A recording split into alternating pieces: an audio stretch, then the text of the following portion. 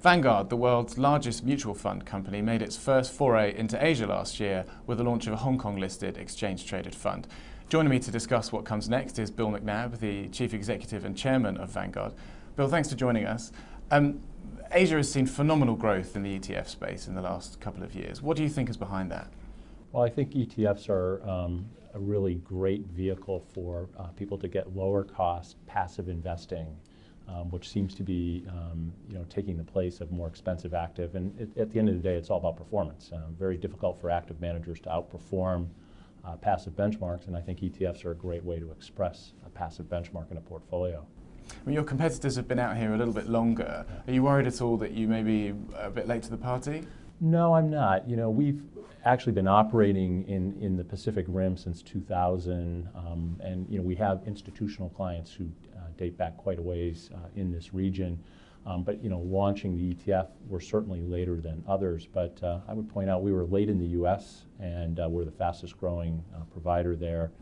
A lot of the growth out here in ETFs has been driven by kind of binary bets on China, getting exposure, getting out quickly. You've chosen not to launch a China fund as your first product. Why was that?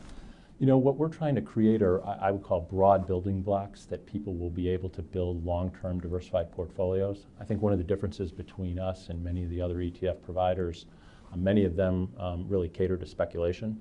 We're trying to cater to the long-term investor. And so, again, it's going to maybe take a little longer for that to take hold, but we think it's a better way to invest. Your next stop on this trip is in China.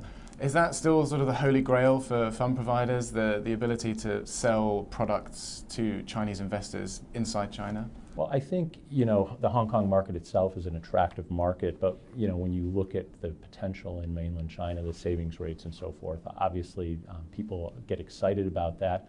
I mean, I think there are a number of things that the Chinese government is trying to get done in order to make the market more accessible. And I think if those things occur, then firms like ours are going to take a really hard look. China's regulations move every single week. There's some kind of new edict. I mean, do you struggle to keep up with the pace of change at the moment? Yeah, we do. I mean, everybody does, I think, but we've got a great team based here in Hong Kong, many of whom originally are from Beijing, and so there's good back and forth in our office, and I think the team's doing a great job sort of keeping us up to speed as to everything that's going on. I mean, are you excited by what's happening in China at the moment? Yeah, I think overall, look, China's going through another shift in its, broad economy as it sort of moves from, the infrastructure phase, if you will, into a more consumer-driven economy, and we're seeing some blips because of that, a little slowdown in terms of GDP growth, but overall, the growth rate is still pretty incredible. I also think you're seeing again, people interpret some of the bond defaults a little bit differently, but I think the idea that the Chinese government is allowing companies to fail is actually good for the capital markets in the long run. I mean, sitting in Philadelphia, do you have a sort of different, are people very negative there about China at the moment? No, it's interesting, they're not. I think people look, at least at Vanguard, the way we think of the world is very long-term oriented. So you could probably ask me the same question about America. If you were to look at the headlines, people would be very negative in the short run about America. But if you sort of look at the long-term economic prospects there, I'm also very optimistic. So I think we're trying to, again, look out 5, 10, 15 years as opposed to 5 or 6 months. I mean, the one other challenge you have when doing business out in Asia is local competition. Some of the local providers, the Chinese fund managers, have had great success with ETFs. What can you do as an outsider coming into Asia offer that they can't?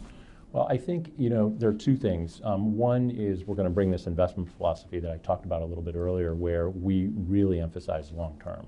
And then the second thing we're going to do is bring the economic leverage that our size allows, and we're going to drive price down. And we're very, very conscious of providing more and more value to the end investor.